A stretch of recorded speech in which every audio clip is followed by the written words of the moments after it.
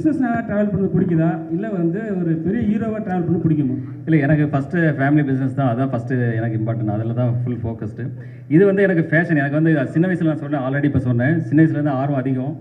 So அதனால் இந்த துறைக்கு வந்தேன். அதில் என்னால் செயல்பட்டு என்னால் அதை சக்ஸஸ் பண்ண முடியுன்ற நம்பிக்கையோடு தான் இதில் நான் செயல்பட்டு இருக்கேங்க. சார், இந்த படத்தினுடைய பட்ஜெட், ஏன்னா இது வந்து this comes from a very powerful production house, அதனால் ஆப்வியஸ்லி வந்து பட்ஜெட்டினுடைய டீட்டெயில்ஸ் எங்களுக்கு சொன்னீங்கன்னா நல்லாயிருக்கும். அண்ட் சார், அரவுண்ட் எனக்கு எக்ஸாக்டாக தெரியல சார், பட்ஜெட் வந்து சாருக்கு தான் தெரியும்.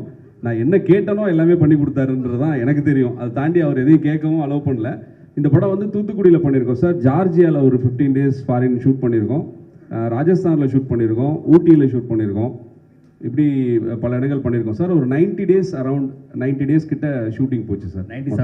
96 ஒரு 7 நாள் ஒரு வேற ஒரு டேஸ் தான் 97. கிட்டத்தட்ட எல்லாமே 1.5 காட்சிட்டு பார்த்தீங்கன்னா 150 நாள் மைண்டில் வச்சுருங்க.